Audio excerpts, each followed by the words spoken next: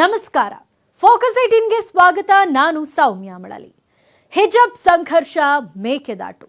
10 ದಿನದ ಸದನದಲ್ಲಿ ಕದನ ಫಿಕ್ಸ. ಬಿಜೆಪಿ ಕಟ್ಟಿಹಾಕಲು ರಣವ್ಯೂಹ. ಕಾಂಗ್ರೆಸ್ ಹೂಡಿದೆಂತಹ ಬ್ರಹ್ಮಾಸ್ತ್ರ. ಸಿದ್ದು ಸೀಕ್ರೆಟ್ ವ್ಯೂಹ. ಬಿಜೆಪಿಗೆ ಇಕ್ಕಟ್ಟು ತರತ. ಈ ಬಾರಿ ಅಧಿವೇಶನದಲ್ಲಿ ಯಾವೆಲ್ಲ ವಿಚಾರಗಳ ಬಗ್ಗೆ ಚರ್ಚೆಯಾಗುತ್ತೆ? ಸದನದಲ್ಲಿ ಕಾವೇರತ ಹಿಜಾಬ್ ಸಂಘರ್ಷ. ರಾಜ್ಯಪಾಲರ ಭಾಷಣದ ಬಗ್ಗೆ ಕಾಂಗ್ರೆಸ್ ನಾಯಕರು ಹೇಳಿದ್ದೇನು? ಇದುವೇ ಈ ಹೊತ್ತಿನ ಫೋಕಸ್ 18. 10 ದಿನ ಮಹಾಕದನ.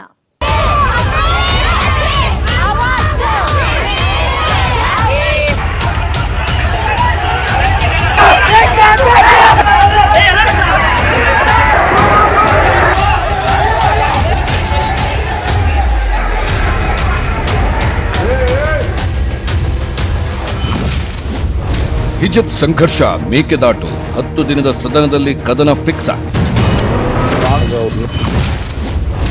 ಬಿಜೆಪಿ ಕಟ್ಟಿಹಾಕಲು ರಣವ್ಯೂಹ. ಕಾಂಗ್ರೆಸ್ ಹೂಡಿದ್ದಂಥ ಬ್ರಹ್ಮಾಸ್ತ್ರ. ಸಿದ್ದು ಸೀಕ್ರೆಟ್ ವ್ಯೂಹ. ಬಿಜೆಪಿಗೆ ಇಕ್ಕಟ್ಟು ತರುತ್ತ.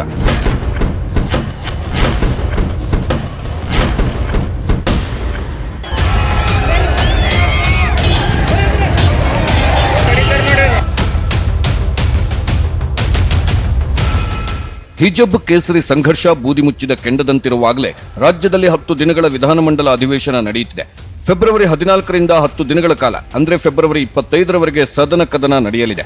ಈ ಬಾರಿಯ ಅಧಿವೇಶನ 10 ಹಲವು ಕುತೂಹಲಗಳಿಂದ ಕೂಡಿದೆ. ಕಲಾಪದಲ್ಲಿ ಹಲವು ವಿಚಾರಗಳ ಬಗ್ಗೆ ಚರ್ಚೆ ಆಗಲಿದೆ. ಪ್ರತಿಪಕ್ಷಗಳು ಸರ್ಕಾರವನ್ನ ಕಟ್ಟಿಹಾಕುವುದಕ್ಕೆ ರಣತಂತ್ರ ಹುಡುತ್ತಿದ್ರೆ, ಸರ್ಕಾರ ಪ್ರತಿಪಕ್ಷಗಳ ಪ್ರಶ್ನೆಗೆ ಉತ್ತರ ನೀಡಲು ಟಕ್ಕರ್ ನೀಡಲು ಸಜ್ಜಾಗ್ತಿದೆ.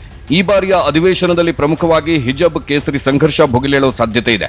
ಸರ್ಕಾರವನ್ನ ತರಾಟೆಗೆ ತೆಗೆದುಕೊಳ್ಳಲು ವಿಪಕ್ಷ ತಯಾರಿ ನಡೆಸುತ್ತಿದ್ರೆ, ಪ್ರತಿಪಕ್ಷಗಳಿಗೆ ಸೆಡ್ಡು ಹೊಡೆಯಲು ಬಿಜೆಪಿ ಕೂಡ ಸಜ್ಜಾಗಿದೆ.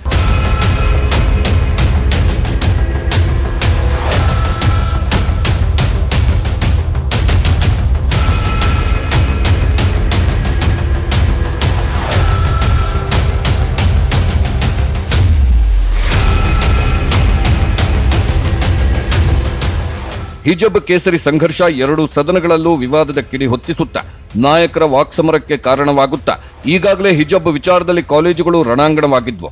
ಈಗ ವಿಧಾನಮಂಡಲದಲ್ಲೂ ಈ ವಿಚಾರ ಕಾವೇರುವ ಎಲ್ಲಾ ಸಾಧ್ಯತೆಗಳಿವೆ. ಬಿಜೆಪಿ ಕಟ್ಟಿಹಾಕಲು ಕಾಂಗ್ರೆಸ್ ರಣವ್ಯೂಹ ರಚಿಸಿದ್ದು ಬ್ರಹ್ಮಾಸ್ತ್ರವನ್ನ ಹೂಡಿದೆ. ಸಿದ್ದು ಸೀಕ್ರೆಟ್ ವ್ಯೂಹ ಬಿಜೆಪಿಗೆ ಎಲ್ಲಾದರೂ ಇಕ್ಕಟ್ಟು ತಂದ್ಬಿಡುತ್ತಾ. ಈ ಬಾರಿ ಸದನದಲ್ಲಿ ಚರ್ಚೆ ಮಾಡುವುದಕ್ಕೆ ಹಲವು ವಿಚಾರಗಳಿವೆ. ಸರ್ಕಾರದ ವಿರುದ್ಧ ಬ್ರಹ್ಮಾಸ್ತ್ರ ಪ್ರಯೋಗಿಸುವ ಚಾನ್ಸ್ ಅನ್ನು ಕಾಂಗ್ರೆಸ್ ನಾಯಕರು ಮಿಸ್ ಮಾಡಿಕೊಳ್ಳೋ ಚಾನ್ಸೇ ಇಲ್ಲ. ಯಾವೆಲ್ಲ ವಿಚಾರಗಳಿಗೆ ಸರ್ಕಾರವನ್ನ ಕಟ್ಟಿ ಹಾಕಬಹುದು ಅಂತ ಈಗಾಗಲೇ ಕಾಂಗ್ರೆಸ್ ನಾಯಕರು ಲಿಸ್ಟ್ ಕೂಡ ಮಾಡಿಕೊಂಡಿದ್ದಾರೆ. ಈ ಮೂಲಕ ಬಿಜೆಪಿ ನಾಯಕರಿಗೆ ಖೆಡ್ಡ ತೋಡುವುದಕ್ಕೆ ಕೈ ನಾಯಕರು ಸಜ್ಜಾಗಿದ್ದಾರೆ. ಇನ್ನೊಂದೆಡೆ ಕೈ ನಾಯಕರಿಗೆ ಕೌಂಟರ್ ಕೊಡುವುದಕ್ಕೆ ಕೇಸರಿ ಕಲಿಗಳು ಕೂಡ ಮಾಸ್ಟರ್ ಪ್ಲಾನ್ ಮಾಡಿದ್ದಾರೆ.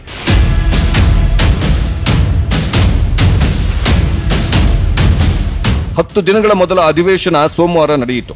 ಬೆಳಿಗ್ಗೆ 11 ಗಂಟೆಗೆ ರಾಜ್ಯಪಾಲ ಥಾವರ್ ಚಂದ್ ಗೆಹ್ಲೋಟ್ ಜಂಟಿ ಅಧಿವೇಶನ ಉದ್ದೇಶಿಸಿ ಮಾತನಾಡಿದ್ರು. ಗವರ್ನರ್ ಭಾಷಣದ ಬಳಿಕ ಅಗಲಿದ ಗಣ್ಯರಿಗೆ ಸಂತಾಪ ಸೂಚಿಸಲಾಯಿತು. ವಿಧಾನಸಭೆಯಲ್ಲಿ ಲತಾ ಮಂಗೇಶ್ಕರ್, ಮಾಜಿ ಸಚಿವರಾದ ಡಾಕ್ಟರ್ ಜೆ ಅಲೆಕ್ಸಾಂಡರ್, ಸಾಹಿತಿ ಪ್ರೊಫೆಸರ್ ಚಂದ್ರಶೇಖರ್ ಪಾಟೀಲ್ ಮತ್ತು ಕನ್ನಡದ ಕಬೀರ ಇಬ್ರಾಹಿಂ ಸುತಾರ ಅವರಿಗೆ ಸಂತಾಪ ಸೂಚಿಸಲಾಯಿತು. ಈ ನಡುವೆ ಕಾಂಗ್ರೆಸ್ ನಾಯಕ ಸಿದ್ದರಾಮಯ್ಯ ಸೇರಿದಂತೆ ಹಲವು ಕೈ ನಾಯಕರು ಸರ್ಕಾರದ ಧೋರಣೆ ಖಂಡಿಸಿ ಕಪ್ಪು ಪಟ್ಟಿ ಧರಿಸಿಯೇ ಕಲಾಪಕ್ಕೆ ಆಗಮಿಸಿದ್ರು.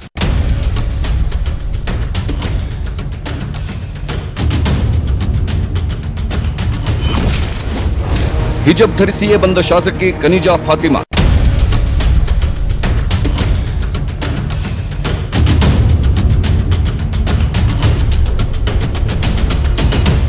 ಸೋಮವಾರ ಸದನದ ಹೈಲೈಟ್ ಅಂದ್ರೆ ಮುಸ್ಲಿಂ ಶಾಸಕಿಯೊಬ್ಬರು ಹಿಜಾಬ್ ಧರಿಸಿದ್ದು. ಒಂದು ಕಡೆ ವಿದ್ಯಾರ್ಥಿಗಳ ನಡುವೆ ಹಿಜಾಬ್ ಕೇಸರಿ ಶಾಲು ಸಂಘರ್ಷದ ಜ್ವಾಲೆ ಸಣ್ಣದಾಗಿ ಉರಿಯುತ್ತಿದೆ. ಈ ನಡುವೆ ಶಾಸಕಿ ಕನಿಜಾ ಫಾತಿಮಾ ಹಿಜಾಬ್ ಧರಿಸಿಯೇ ವಿಧಾನಸಭೆಗೆ ಬಂದಿದ್ರು. ಇದು ಎಲ್ಲರ ಗಮನ ಸೆಳೆಯಿತು. ಕಲಬುರಗಿ ಉತ್ತರ ಕ್ಷೇತ್ರದ ಕಾಂಗ್ರೆಸ್ ಶಾಸಕಿ ಫಾತಿಮಾ ತಾನು ಹಿಜಾಬ್ ಧರಿಸಿಯೇ ಕಲಾಪಕ್ಕೆ ಬರ್ತೀನಿ, ಧೈರ್ಯ ಇದ್ರೆ ನನ್ನನ್ನ ತಡೆಯಲಿ ಅಂತ ಹೇಳಿದ್ರು. ಅದರಂತೆ ಹಿಜಾಬ್ ಧರಿಸಿಯೇ ಕಲಾಪದಲ್ಲಿ ಭಾಗಿಯಾಗಿದ್ರು.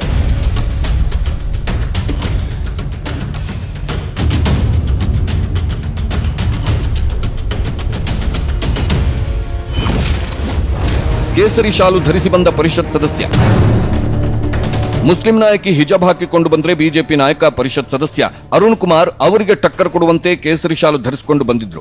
ಶಿವಮೊಗ್ಗದಿಂದ ನೂತನವಾಗಿ ಆಯ್ಕೆಯಾದ ಪರಿಷತ್ ಸದಸ್ಯ ಡಿಎಚ್ ಶಂಕರಮೂರ್ತಿ ಅವರ ಪುತ್ರ ಅರುಣ್ ಕುಮಾರ್ ಜಂಟಿ ಅಧಿವೇಶನಕ್ಕೆ ಕೇಸರಿ ಶಾಲು ಧರಿಸಿಕೊಂಡೇ ಬಂದಿದ್ರು. ತಾವು ಕೇಸರಿ ಶಾಲು ಹಾಕಿದ್ರ ಬಗ್ಗೆ ಮಾತನಾಡಿದ ಅರುಣ್ ಕುಮಾರ್, ನಾನು ಇಂದು ವಿಧಾನ ಪರಿಷತ್ ದೇಗುಲಕ್ಕೆ ಬಂದಿದ್ದೇನೆ. ಹಿಂದೆ ನಾಮಪತ್ರ ಸಲ್ಲಿಸುವಾಗ, ಪ್ರಮಾಣ ವಚನ ಸ್ವೀಕರಿಸುವಾಗಲೂ ನಾನು ಕೇಸರಿ ಶಾಲು ಧರಿಸಿದ್ದೆ, ಈಗಲೂ ಧರಿಸಿದ್ದೇನೆ ಎಂದು ತಮ್ಮ ನಡೆಯನ್ನ ಸಮರ್ಥಿಸಿಕೊಂಡಿದ್ದಾರೆ. ಇದನ್ನ ವಿದ್ಯಾರ್ಥಿಗಳ ಮನಸ್ಸಲ್ಲಿ ತಂದಿದ್ದೇ ತಪ್ಪು ಅಂತ ನನಗೆ ಅನಿಸ್ತಾ ಇರ್ತದೆ. ವಿದ್ಯಾರ್ಥಿಗಳನ್ನ ಶೈಕ್ಷಣಿಕಕ್ಕೆ ಮಾತ್ರ ಸೀಮಿತ ಮಾಡಿ ಅವರ ವಿದ್ಯಾಭ್ಯಾಸ, ಅವರ ಮುಂದಿನ ದಿನಗಳ ಫ್ಯೂಚರ್ ಅದನ್ನು ಕೂಡ ಅವರು ಗಮನಿಸಬೇಕಾಗಿತ್ತು.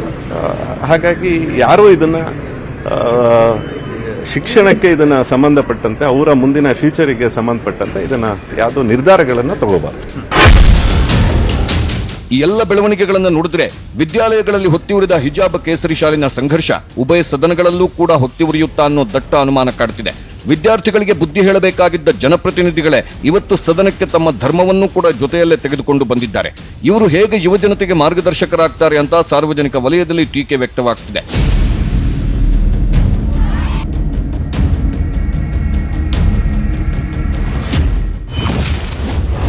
ರಾಜ್ಯಪಾಲರ ಭಾಷಣದ ಬಗ್ಗೆ ವಿಪಕ್ಷ ನಾಯಕರ ವಿರೋಧ.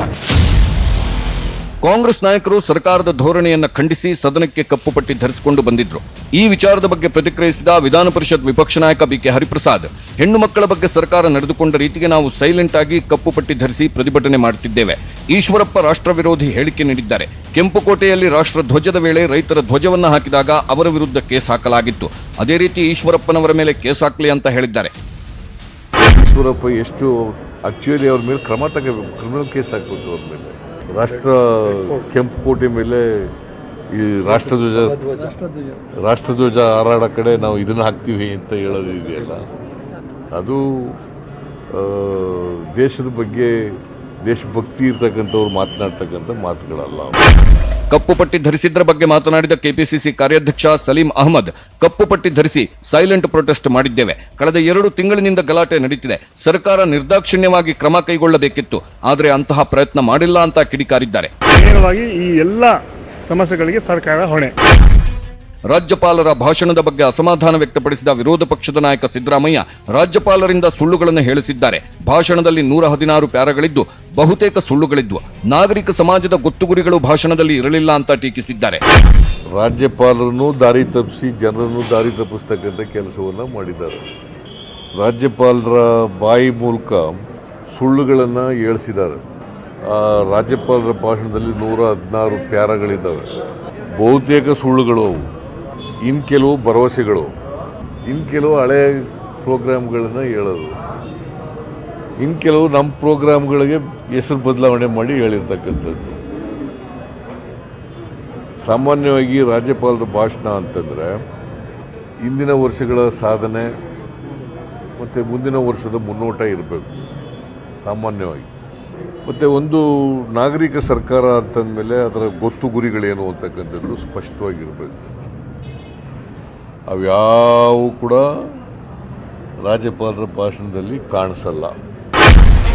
ರಾಜ್ಯಪಾಲರ ಭಾಷಣದ ಬಗ್ಗೆ ಮಾತನಾಡಿದ ಕಾಂಗ್ರೆಸ್ ನಾಯಕ ಎಚ್ ಕೆ ಪಾಟೀಲ್, ರಾಜ್ಯಪಾಲರ ಭಾಷಣ ಜನತೆಗೆ ನಿರಾಸೆ ತಂದಿದೆ.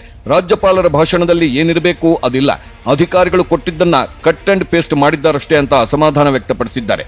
ಕಾಗದಗಳನ್ನ ಕಟ್ ಅಂಡ್ ಪೇಸ್ಟ್ ಮಾಡಿ ಇಲ್ಲಿ ಓದಿಸೋದ್ರಿಂದ ರಾಜ್ಯಪಾಲರ ಗೌರವವನ್ನು ಕಳೆದ್ರಿ, ಸಂವಿಧಾನದ ಗೌರವವನ್ನು ಕಳೆದ್ರಿ, ನಮ್ಮ ವಿಧಾನಮಂಡಲದ ಗೌರವವನ್ನು ಕಳೆದಿರ್ತಕ್ಕಂಥ ಭಾಷಣ ಈ ರಾಜ್ಯಪಾಲರ ಭಾಷಣ ಆಗಿದೆ. ಇನ್ನೊಂದೆಡೆ ಅಗಲಿದ ಗಣ್ಯರಿಗೆ ವಿಧಾನಸಭೆಯಲ್ಲಿ ನುಡಿನಮನ ಸಲ್ಲಿಸಿದ್ರು CM Bommai. Doctor J Alexander ಹಾಗೂ ಲತಾ ಮಂಗೇಶ್ಕರ್ ಅವರನ್ನ ಹಾಡಿ ಹೊಗಳಿದ್ರು. ಅವರ ಹಾಡುಗಳನ್ನು ಕೇಳ್ತೇವೆ, ಮತ್ತೆ ಮರಿತೇವೆ, ಮತ್ತೆ ಗುಣಗಾನ ಮಾಡ್ಬೋದು. ಆದರೆ ಒಮ್ಮೆ ಲತಾ ಮಂಗೇಶ್ಕರ್ ಅವರು ಹಾಡಿದ್ದನ್ನು ಕೇಳಿದ್ರೆ ಸದಾಕಾಲ ನಮ್ಮ ಮನದಾಳದಲ್ಲಿ ಉಳಿಯೋ ರೀತಿಯಲ್ಲಿ, ಹೃದಯಕ್ಕೆ ಮುಟ್ಟುವ ರೀತಿಯಲ್ಲಿ ಅವರ ಹಾಡುಗಾರಿಕೆ ಇತ್ತು. ಹೀಗಾಗಿ ಅದೊಂದು ಪೇಟೆಂಟು, ಅದು ನಮ್ಮ ಕ್ರಿಯೇಟರ್ಗೆ ಮಾತ್ರ ಇದೆ ಅಂತ ನನಗನ್ನಿಸ್ತದೆ.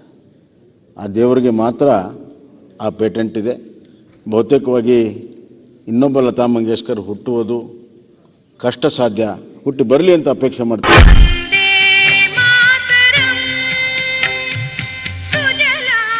ವಂದೇ ಮಾತರಂ ಗೀತೆಯೊಂದಿಗೆ ವಿಧಾನ ಪರಿಷತ್ ಕಲಾಪವನ್ನು ಆರಂಭಿಸಲಾಯಿತು. ಪರಿಷತ್ ಸಭಾಪತಿ ಹೊರಟ್ಟಿ ಅವರು ಆಡಳಿತ ಪಕ್ಷದ ಕೋಟಾ ಶ್ರೀನಿವಾಸ್ ಪೂಜಾರಿಯನ್ನ ಸಭಾನಾಯಕರಾಗಿ ಘೋಷಿಸಿದ್ರು.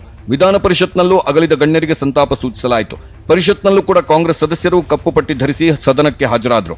ರಾಜ್ಯದಲ್ಲಿ ಹೆಣ್ಣು ಮಕ್ಕಳ ಮೇಲೆ ನಡೆಯುತ್ತಿರುವ ದೌರ್ಜನ್ಯಗಳನ್ನು ವಿರೋಧಿಸಿ ಪರಿಷತ್ ಸದಸ್ಯರು ಪ್ರತಿಭಟಿಸಿದ್ರು. ಸಂತಾಪ ಸೂಚನೆ ಜಂಟಿ ಅಧಿವೇಶನವನ್ನ ಮಂಗಳವಾರಕ್ಕೆ ದೂಡಲಾಯಿತು. ಸದನದಲ್ಲಿ ಪ್ರಸ್ತಾಪಿಸಿದ ಸಂತಾಪ ಸೂಚನೆ ನಿರ್ಣಯವನ್ನು ಮೃತರ ಗಣ್ಯರ ಕುಟುಂಬ ವರ್ಗದವರಿಗೆ ಕಳಿಸಿಕೊಡಲಾಗುವುದು. ಸದನವನ್ನು ನಾಳೆ 10:30 ಗಂಟೆಗೆ ಮುಚ್ಚಿಸಲಾಗಿದೆ. ಕಲಾಪದಿಂದ ಮತ್ತೆ ದೂರ ಉಳಿದ ರಮೇಶ್ ಜಾರಕಿಹೊಳಿ ಕೈಯಿಂದ ಸಚಿವ ಸ್ಥಾನ ಕೈತಪ್ಪಿ ಹೋದಾಗಿನಿಂದಲೂ ಅವರು ಫುಲ್ ಸೈಲೆಂಟ್ ಆಗಿಬಿಟ್ಟಿದ್ದಾರೆ. ಸರ್ಕಾರದ ಯಾವ ವಿಚಾರದಲ್ಲೂ ಹೆಚ್ಚು ಆಸಕ್ತಿ ತೋರುತ್ತಿಲ್ಲ. ತಮ್ಮದೇ ತವರು ಜಿಲ್ಲೆ ಬೆಳಗಾವಿಯಲ್ಲಿ ನಡೆದ ಅಧಿವೇಶನಕ್ಕೂ ರಮೇಶ್ ಜಾರಕಿಹೊಳಿ ಹಾಜರಾಗಿರಲಿಲ್ಲ. ಇದೀಗ ಗವರ್ನರ್ ಭಾಷಣಕ್ಕೂ ರಮೇಶ್ ಜಾರಕಿಹೊಳಿ ಗೈರಾಗಿದ್ರು. ಸಿಡಿ ಪ್ರಕರಣ ಬೆಳಕಿಗೆ ಬಂದ ನಂತರ ನಡೆದ ಎಲ್ಲ ಅಧಿವೇಶನದಿಂದಲೂ ರಮೇಶ್ ಜಾರಕಿಹೊಳಿ ದೂರವೇ ಉಳಿದಿದ್ದಾರೆ. ಹಾಗೆ ಮಾಜಿ ಸಿಎಂ ಕುಮಾರಸ್ವಾಮಿ, ಕೆಪಿಸಿಸಿ ಅಧ್ಯಕ್ಷ ಡಿಕೆ ಶಿವಕುಮಾರ್ ಕೂಡ ಸೋಮವಾರದ ಸದನಕ್ಕೆ ಗೈರಾಗಿದ್ರು.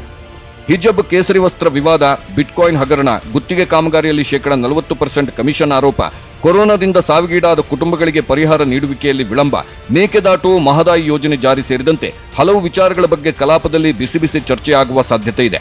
ಸಿದ್ಧತೆಗಳು ಮಾಡ್ಕೊಳ್ಳದೆ ಇದ್ದರಿಂದ ನನ್ನ ಪ್ರಕಾರ 4 ಲಕ್ಷ ಜನ ಸತ್ತಿದ್ದಾರೆ. BPL ಕಾರ್ಡ್ದಾರರಿಗೆ 1 ಲಕ್ಷ ಕೊಡ್ತೀವಿ, ಸತ್ತಿದ್ದಾರೆ. ಮತ್ತು ಜನರಲ್ ಅವರಿಗೆ 50,000 ಕೊಡ್ತೀವಿ ಅಂತ ಹೇಳಿದ್ದಾರೆ. ನಾವು ಡಿಮ್ಯಾಂಡ್ ಮಾಡಿರೋದು 4 ಲಕ್ಷ ಕೊಡಿ ಅಂತ. ಮತ್ತು ಸತ್ತವ್ರ ಸಂಖ್ಯೆ ಸುಳ್ಳು ಹೇಳಿದ್ದೀರಿ ಅಂತ.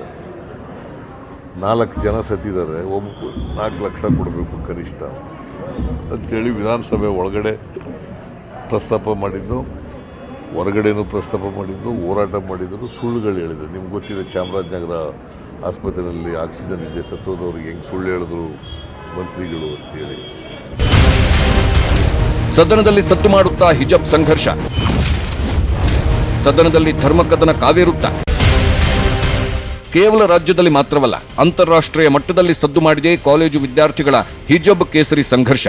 ಉಡುಪಿ ಕಾಲೇಜಿನಲ್ಲಿ ಪ್ರಾರಂಭವಾಗಿದ್ದ ಹಿಜಬ್ ಕಾದಾಟ ನಂತರ ಇಡೀ ರಾಜ್ಯಾದ್ಯಂತ ಅಕ್ಷರಶಃ ಕಾಡ್ಗಿಚ್ಚಿನ ರೀತಿ ಹಬ್ಬಿತ್ತು. ನೋಡ್ತಾನೆ ರಾಜ್ಯಾದ್ಯಂತ ಡಜನ್ಗೂ ಹೆಚ್ಚು ಶಾಲಾ ಕಾಲೇಜುಗಳಲ್ಲಿ ಈ ಮತೀಯ ಸಂಘರ್ಷ ಕಾವೇರಿತ್ತು. ವಿದ್ಯಾಲಯ ಕದನದ ಕಣವಾಗ್ಬಿಟ್ಟಿತ್ತು. ಅತ್ತ ಮುಸ್ಲಿಂ ವಿದ್ಯಾರ್ಥಿನಿಯರು ನಾವು ಹಿಜಬ್ ಧರಿಸಿಯೇ ಕಾಲೇಜಿಗೆ ಬರ್ತೀವಿ, ಇದನ್ನು ಧರಿಸುವುದು ನಮ್ಮ ಮೂಲಭೂತ ಹಕ್ಕು ಅಂತ ಸಮರ್ಥಿಸಿಕೊಂಡ್ರೆ, ಇತ್ತ ಹಿಂದೂ ವಿದ್ಯಾರ್ಥಿಗಳು ಕೇಸರಿ ಶಾಲು ನಮ್ಮ ಧರ್ಮದ ಪ್ರತೀಕ, ನೀವು ಹಿಜಬ್ ಧರಿಸಿದ್ರೆ ನಾವು ಕೇಸರಿ ಶಾಲು ಧರಿಸಿಯೇ ಕಾಲೇಜಿಗೆ ಬರ್ತೀವಿ ಅಂತ ಬೀದಿಗೆ ಇಳಿದ್ರು. ಈ ಧರ್ಮ ಸಂಘರ್ಷ ಪರ ವಿರೋಧಕ್ಕೆ ಕಾರಣವಾಯಿತು. ಕಾನೂನಿನ ಕಟಕಟೆಯನ್ನು ತಲುಪಿತ್ತು ವಿದ್ಯಾರ್ಥಿಗಳ ನಡುವಿನ ಜಟಾಪಟಿ. ಸರ್ಕಾರ ನಾವು ಮತೀಯ ಸಂಘಟನೆಗಳ ವಿರುದ್ಧ ಕ್ರಮ ಕೈಗೊಂಡಿದ್ದೇವೆ ಅಂತ ತಮ್ಮ ಕ್ರಮವನ್ನು ಸಮರ್ಥಿಸಿಕೊಂಡಿತ್ತು. ಆದರೆ ಪ್ರತಿಪಕ್ಷಗಳು ಸರ್ಕಾರ ಸರಿಯಾದ ಸಮಯದಲ್ಲಿ ಸೂಕ್ತ ನಿರ್ಧಾರ ಕೈಗೊಂಡಿದ್ರೆ ಈ ರೀತಿ ಸಮಸ್ಯೆ ಭುಗಿಲೇಳ್ತಾ ಇರಲಿಲ್ಲ. ಈ ಘರ್ಷಣೆ ಕಾದಾಟಕ್ಕೆ ಸರ್ಕಾರವೇ ನೇರ ಹೊಣೆ ಅಂತ ಬೊಟ್ಟು ಮಾಡಿದ್ವು. ಈಗ ಇದೇ ಸರ್ಕಾರದ ವಿರುದ್ಧ ಅಸ್ತ್ರವನ್ನಾಗಿ ಬಳಸಿಕೊಳ್ಳಲಿವೆ ಪ್ರತಿಪಕ್ಷಗಳು. ಸದನದಲ್ಲಿ ಈ ವಿಚಾರ ಪ್ರಸ್ತಾಪವಾಗುವ ಎಲ್ಲಾ ಸಾಧ್ಯತೆಗಳಿದ್ದು, ಕದನ ಕಾವೇರುವ ಎಲ್ಲಾ ಲಕ್ಷಣಗಳೂ ಇವೆ.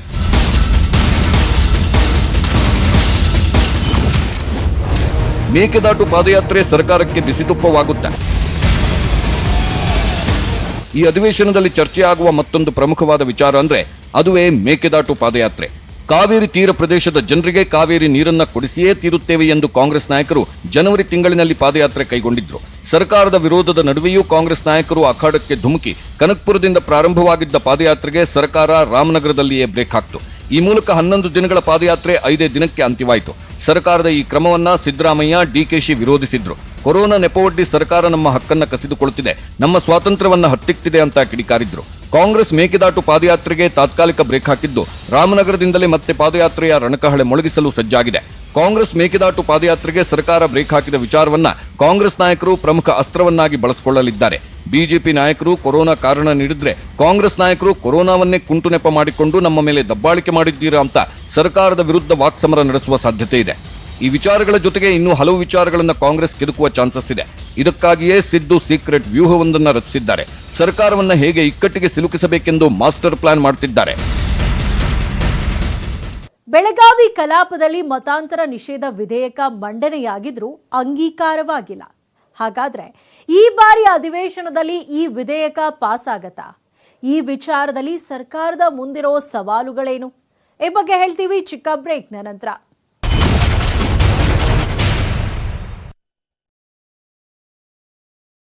ಬಾರಿ ಬೆಳಗಾವಿ ಕಲಾಪದಲ್ಲಿ ಮತಾಂತರ ನಿಷೇಧ ವಿಧೇಯಕ ಮಂಡನೆಯಾಗದೆ ಹಾಗೆ ಉಳಿದಿತ್ತು. ಈ ಬಾರಿಯ ಅಧಿವೇಶನದಲ್ಲಿ ಮತಾಂತರ ನಿಷೇಧ ವಿಧೇಯಕ ಮಂಡನೆಯಾಗತ್ತಾ? ಈ ವಿಚಾರದಲ್ಲಿ ಸರ್ಕಾರದ ಮುಂದಿರೋ ಸವಾಲುಗಳೇನು? ಇದಕ್ಕಾಗಿ ಸರ್ಕಾರ ನಡೆಸಿರೋ ಸಿದ್ಧತೆಗಳೇನು? ಈ ಬಗ್ಗೆ ಹೇಳ್ತೀವಿ ನೋಡಿ.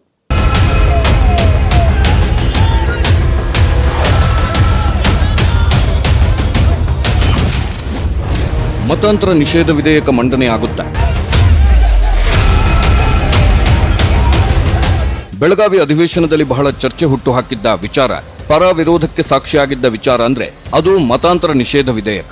ಮತಾಂತರ ನಿಷೇಧ ವಿಧೇಯಕವನ್ನ ಬೆಳಗಾವಿಯಲ್ಲಿ ನಡೆದ ಚಳಿಗಾಲದ ಅಧಿವೇಶನ ಸಂದರ್ಭ ವಿಧಾನ ಪರಿಷತ್ನಲ್ಲಿ ಮಂಡಿಸಲಾಗಿತ್ತು. ಕಾಲಾವಕಾಶ ಇಲ್ಲದೆ ವಿಧೇಯಕದ ಚರ್ಚೆಯಾಗಲಿ ಅಂಗೀಕಾರವಾಗಲಿ ಆಗಿರಲಿಲ್ಲ.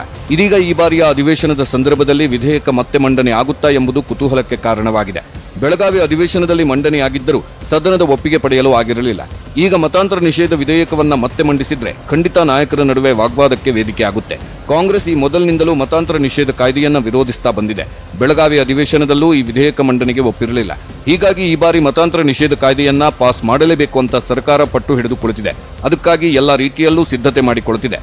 ಬೆಳೆ ವಿಮೆ ಸಮಸ್ಯೆ, ಬೆಂಬಲ ಬೆಲೆಯಲ್ಲಿ ರಾಗಿ ಖರೀದಿಗೆ ಮಿತಿ ನಿಗದಿಪಡಿಸಿರುವುದು, ಎಪಿಎಂಸಿ ಕಾಯ್ದೆ ವಾಪಸ್ಸು ಪಡೆಯುವುದು, ಕೃಷಿ ಭೂಮಿಯನ್ನ ಖಾಸಗಿಯವರು ಖರೀದಿಸುವ ಅವಕಾಶ ನೀಡುವ ಕಾಯ್ದೆ ವಾಪಸ್ ಪಡೆಯಬೇಕೆಂಬ ವಿಷಯಗಳು ಆಡಳಿತ ಹಾಗೂ ಪ್ರತಿಪಕ್ಷಗಳ ನಡುವೆ ತೀವ್ರ ಚರ್ಚೆಗೆ ಒಳಗಾಗುವ ಸಂಭವವಿದೆ. ಈಗಾಗಲೇ ಕಾಂಗ್ರೆಸ್ ಹಾಗೂ ಜೆಡಿಎಸ್ ನಾಯಕರು ಸದನದಲ್ಲಿ ಪ್ರಸ್ತಾಪಿಸುವ ವಿಷಯಗಳ ಬಗ್ಗೆ ಒಂದು ಬ್ಲೂ ಪ್ರಿಂಟ್ ರೆಡಿ ಮಾಡಿಕೊಂಡಿದ್ದಾರೆ. ಇದಕ್ಕೆ ಪೈಪೋಟಿ ಕೊಡುವಂತೆ ಬಿಜೆಪಿ ಕೂಡ ಪ್ರತಿಪಕ್ಷಗಳ ಏಟಿಗೆ ಎದುರೇಟು ನೀಡಲು ಸಜ್ಜಾಗಿದೆ. ಈ ಬಗ್ಗೆ ಸಿದ್ಧವಾಗಿರುವಂತೆ ಸಚಿವರು ಹಾಗೂ ಶಾಸಕರಿಗೆ ಸೂಚನೆ ನೀಡಿದ್ದಾರೆ ಸಿಎಂ. ಬಿಸಿತುಪ್ಪವಾದ ಹಿಜಬ್ ವಿವಾದ. ರಾಜ್ಯದ ಒಂದು ಜಿಲ್ಲೆಯಲ್ಲಿ ಆರಂಭವಾದ ಹಿಜಬ್ ವಿವಾದ ಈಗ ಅಂತಾರಾಷ್ಟ್ರೀಯ ಮಟ್ಟದಲ್ಲಿ ಸದ್ದು ಮಾಡಿದೆ. ಹೀಗಾಗಿ ಈ ವಿಷಯದ ಬಗ್ಗೆ ಚರ್ಚಿಸಬೇಕೋ ಬೇಡವಾ ಅನ್ನೋದರ ಬಗ್ಗೆ ಕಾಂಗ್ರೆಸ್ ಚಿಂತಿಸುತ್ತಿದೆ. ಈ ಘರ್ಷಣೆಯನ್ನು ಹತ್ತಿಕ್ಕುವಲ್ಲಿ ಸರ್ಕಾರ ವಿಫಲವಾಗಿದೆ ಅನ್ನೋ ಅಂಶವನ್ನ ಮುಂದಿಟ್ಟುಕೊಂಡು ಸರ್ಕಾರವನ್ನ ತರಾಟೆಗೆ ತೆಗೆದುಕೊಳ್ಳುವ ಸಾಧ್ಯತೆಗಳಿವೆ. ನದಿ ಜೋಡಣೆ ಬಗ್ಗೆ ಪ್ರಸ್ತಾಪ ಮಾಡುತ್ತಾ ಸರ್ಕಾರ. ಈ ಬಾರಿ ಕೇಂದ್ರ ಸರ್ಕಾರದ 2022ರ ಬಜೆಟ್ನಲ್ಲಿ ನದಿ ಜೋಡಣೆ ಬಗ್ಗೆ ಮಹತ್ವದ ಘೋಷಣೆ ಮಾಡಲಾಗಿದೆ. ಕಾವೇರಿ, ಪೆನ್ನಾರ್ ಸೇರಿದಂತೆ ದೇಶದ 5 ಪ್ರಮುಖ ನದಿಗಳ ಜೋಡಣೆಗೆ ಕೇಂದ್ರ ಸರ್ಕಾರ ಸಮ್ಮತಿ ಸೂಚಿಸಿದೆ. ಕೃಷ್ಣಾ, ಪೆನ್ನಾರ್ ನದಿ, ನರ್ಮದಾ, ಗೋದಾವರಿ, ಕೃಷ್ಣಾ ನದಿ ಜೋಡಣೆಗೂ ಅನುಮೋದನೆ ನೀಡಲಾಗಿದೆ. ಈ 5 ನದಿಗಳ ಜೋಡಣೆಗೆ ಕೇಂದ್ರ 44,605 ಕೋಟಿ ರೂಪಾಯಿ ಅನುದಾನ ಮೀಸಲಿಟ್ಟಿದೆ. ಈಗಾಗಲೇ ಸಿಎಂ ಬೊಮ್ಮಾಯಿ ದಿಲ್ಲಿಯಲ್ಲಿ ಕರ್ನಾಟಕದ ಸಂಸದರ ಜೊತೆಗೆ ಮೇಕೆದಾಟು ಯೋಜನೆ ಮತ್ತೆ ನದಿ ಜೋಡಣೆ ಬಗ್ಗೆ ಪ್ರಸ್ತಾಪಿಸಿದ್ದಾರೆ. ಈ ಬಾರಿಯ ಅಧಿವೇಶನದಲ್ಲೂ ಕಾವೇರಿ ನದಿ ಜೋಡಣೆ ಹಾಗೂ ಅದರಿಂದ ಆಗುವ ಉಪಯೋಗಗಳ ಬಗ್ಗೆ ಪ್ರಸ್ತಾಪಿಸುವ ಸಾಧ್ಯತೆ ಇದೆ. ಸರ್ಕಾರಕ್ಕೆ ಈ ಬಾರಿ ಮತ್ತೊಂದು ಸವಾಲಿನ ವಿಚಾರ ಅಂದ್ರೆ ಅದು ಕೃಷಿ ಕಾಯ್ದೆ. ರೈತರ ವಿರೋಧದ ಹಿನ್ನೆಲೆ ಈಗಾಗಲೇ ಕೇಂದ್ರ ಸರ್ಕಾರ 3 ಕೃಷಿ ಕಾಯ್ದೆಯನ್ನ ವಾಪಸ್ ಪಡೆದುಕೊಂಡಿದೆ. ಇದೇ ವಿಚಾರ ಈಗ ರಾಜ್ಯ ಸರ್ಕಾರಕ್ಕೂ ದೊಡ್ಡ ಸವಾಲಾಗಿದೆ. ವಿಧಾನಮಂಡಲ ಅಧಿವೇಶನದಲ್ಲಿ ಕೃಷಿ ಕಾಯ್ದೆಯನ್ನ ವಾಪಸ್ ಪಡೆಯುವಂತೆ ರೈತರು ಒತ್ತಾಯಿಸುತ್ತಿದ್ದಾರೆ. ಈ ಹಿನ್ನೆಲೆಯಲ್ಲಿ ರೈತ ಮುಖಂಡ ಕೋಡಿಹಳ್ಳಿ ಚಂದ್ರಶೇಖರ್ ನೇತೃತ್ವದಲ್ಲಿ ರೈತರು ವಿಧಾನಸೌಧ ಚಲೋಗೆ ಪ್ಲಾನ್ ಮಾಡಿದ್ರು. ಕೃಷಿ ಮಾರುಕಟ್ಟೆ ಕಾಯ್ದೆಗೆ ತಿದ್ದುಪಡಿ 2020, ಭೂ ಸುಧಾರಣಾ ತಿದ್ದುಪಡಿ ಕಾಯ್ದೆ 2020 ಹಾಗೂ ಜಾನುವಾರು ಹತ್ಯೆ ನಿಷೇಧ ಕಾಯ್ದೆ, ಈ 3 ಕಾಯ್ದೆಯನ್ನ ವಾಪಸ್ ಪಡೆಯುವಂತೆ ಒತ್ತಾಯಿಸಿದ್ರು. ರಾಜ್ಯದ ವಿವಿಧ ಜಿಲ್ಲೆಗಳಿಂದ ಸಾವಿರಾರು ರೈತರು ಆಗಮಿಸಿದ್ರು. ಈ ಹಿನ್ನೆಲೆಯಲ್ಲಿ ನಗರದ ಹಲವು ಕಡೆ ಪೊಲೀಸರು ಬಿಗಿ ಭದ್ರತೆ ವಹಿಸಿದ್ರು. ಈ ವೇಳೆ ಮಾತನಾಡಿದ ರೈತ ಮುಖಂಡ ಕೋಡಿಹಳ್ಳಿ ಚಂದ್ರಶೇಖರ್, ಸಚಿವರು ಪ್ರತಿಭಟನೆ ವಾಪಸ್ ಪಡೆಯಿರಿ ಅಂತ ಹೇಳಿದ್ರು. ಆದರೆ ರೈತರು ಪದೇ ಪದೇ ಬೆಂಗಳೂರಿಗೆ ಬರುವುದಕ್ಕೆ ಆಗೋದಿಲ್ಲ. ಸರ್ಕಾರದ ಉದ್ದೇಶ ಏನು ಅನ್ನೋದನ್ನು ಹೇಳಬೇಕು. ಇಂದಿನಿಂದ ಅನಿರ್ದಿಷ್ಟಾವಧಿ ಪ್ರತಿಭಟನೆ ಮುಂದುವರಿಯುತ್ತೆ. ಫ್ರೀಡಂ ಪಾರ್ಕ್ನಿಂದ ಯಾವೊಬ್ಬ ರೈತರು ಕದಲೋದಿಲ್ಲ ಅಂತ ಸಂದೇಶ ರವಾನಿಸಿದ್ರು. ನೀವು ಘೋಷಣೆ ಮಾಡ್ಕೊಂಡ್ಬಿಡ್ಬೇಕು, ನಾವು ಕಂಪನಿಗಳ ಪರ, ನಾವು MNCಗಳ ಪರ. ನಾವೇನ್ ಮತ್ತೆ ಇನ್ನೊಂದು ಸಾರಿ ನಾವು ಕರ್ನಾಟಕದ ನಿಮ್ಮ ಸರ್ಕಾರವನ್ನ ಮಾತೇ ಆಡಿಸಲ್ಲ. ಕರ್ನಾಟಕದ ಮೂಲೆಗಳಲ್ಲಿ ಉತ್ತರ ಕೊಡ್ತೀವಿ ಅದ್ರ ಬಗ್ಗೆ, ಆದ್ರೆ ಮಾತಾಡ್ಸಕ್ ಬರೋದಿಲ್ಲ. ನೀವು ಕಂಪನಿಗಳ ಪರ ಅನ್ನೋದಾದ್ರೆ. ಹಿಜಬ್ ಕಿಡಿ ಧಗಧಗಿಸುತ್ತಿರುವಾಗಲೇ ಕಾಂಗ್ರೆಸ್ ಶಾಸಕ ಜಮೀರ್ ಅಹಮದ್ ಹಿಜಬ್ ಧರಿಸದೇ ಇದ್ರೆ ರೇಪ್ ಆಗುತ್ತೆ ಅನ್ನೋ ವಿವಾದಾತ್ಮಕ ಹೇಳಿಕೆ ನೀಡಿದ್ದಾರೆ. ಜಮೀರ್ ಅಹಮದ್ ಈ ಹೇಳಿಕೆ ರಾಜಕೀಯ ವಲಯದಲ್ಲಿ ತೀವ್ರ ವಿರೋಧಕ್ಕೆ ಕಾರಣವಾಗಿದೆ. ಬಿಜೆಪಿ ನಾಯಕರು ಜಮೀರ್ ಹೇಳಿಕೆಯನ್ನ ವಿರೋಧಿಸಿದ್ದು ಮಾತ್ರವಲ್ಲದೆ ಸ್ವತಃ ಕಾಂಗ್ರೆಸ್ ಪಕ್ಷದ ನಾಯಕರು ಕೂಡ ಜಮೀರ್ ಹೇಳಿಕೆಯನ್ನ ಖಂಡಿಸಿದ್ದಾರೆ. ಕೆಪಿಸಿಸಿ ಅಧ್ಯಕ್ಷ ಡಿಕೆ ಶಿವಕುಮಾರ್ ನೇರವಾಗಿ ಜಮೀರ್ ಹೇಳಿಕೆಯನ್ನ ಕಾಂಗ್ರೆಸ್ ಪಕ್ಷ ಒಪ್ಪಲು ಸಾಧ್ಯವೇ ಇಲ್ಲ, ಅವರು ಜನರ ಕ್ಷಮೆ ಕೇಳಬೇಕು ಅಂತ ಆಗ್ರಹಿಸಿದ್ದಾರೆ. ಜಮೀರ್ ಅಹಮದ್ ಅವರು ನಮ್ಮ ಪಕ್ಷದ ಏನು ಹೇಳಿಕೆ ಕೊಟ್ಟಿದ್ದಾರೆ ಕಾಂಗ್ರೆಸ್ ಪಕ್ಷ ಒಪ್ಪುವುದಿಲ್ಲ. ನಮ್ಮ ಸ್ಟ್ಯಾಂಡ್ ಈಸ್ ವೆರಿ ಕ್ಲಿಯರ್. ಯಾರಿಗೂ ಈ ವಿಚಾರ ಮಾತಾಡಬಾರ್ದು ಅಂತ ಹೇಳಿದ್ದೆ, ಮಾತಾಡ್ತಾ ಇದ್ದಾರೆ. ನಾವು ಅವ್ರಿಗೆ ಏನು ಎಕ್ಸ್ಪ್ಲನೇಷನ್ ಕೇಳಬೇಕು ಕೇಳ್ತೀನಿ. ನಾವು we condemn the statement, will not agree with the statement. I will ask him to withdraw it and apology. ಯಾವ ಕಾರಣಕ್ಕೆ ಹಿಂಪಡಿಬೇಕು? ನಾನು ಹಿಂಪಡಿಲ್ಲ. ನಾನಂತ ಹೇಳಿಕೆ ಕೊಟ್ಟಿಲ್ಲ. ನಾನು ಹಿಂಪಡಿಯಕ್ಕೆ ನಾನೇನಂತ ಹೇಳಿಕೆ ಕೊಟ್ಟಿದ್ದೀನಿ ನಾನು? ಯಾರು ಕ್ಷಮೆ ಕೇಳಬೇಕು? ಯಾರು ಕೇಳಬೇಕು ಕ್ಷಮೆ? ಜಮೀರ್ ಅಹಮದ್ ಕೊಟ್ಟ ಈ ವಿವಾದಾತ್ಮಕ ಹೇಳಿಕೆಯನ್ನ ಬಿಜೆಪಿ ನಾಯಕರು ಕಾಂಗ್ರೆಸ್ ವಿರುದ್ಧ ಅಸ್ತ್ರವನ್ನಾಗಿ ಬಳಸಿಕೊಳ್ಳಬಹುದು. ಸದನದಲ್ಲಿ ಈ ವಿಚಾರವನ್ನು ಪ್ರಸ್ತಾಪಿಸುವ ಸಾಧ್ಯತೆ ಹೆಚ್ಚಿದೆ. ಒಟ್ನಲ್ಲಿ 10 ದಿನದ ಕಲಾಪದಲ್ಲಿ ಹಲವು ವಿಚಾರಗಳ ಬಗ್ಗೆ ಬಿಸಿ ಬಿಸಿ ಚರ್ಚೆ ಆಗುವುದಂತೂ ಸತ್ಯ. ನೋಡಿದ್ರಲ್ಲ, ಇದಾಗಿತ್ತು ಈ ಹೊತ್ತಿನ ಫೋಕಸ್ 18. ನೋಡ್ತಾ ಇರಿ ನ್ಯೂಸ್ 18 ಕನ್ನಡ. ಜಾಲ ನಮ್ಮದು, ಬಲ ನಿಮ್ಮದು.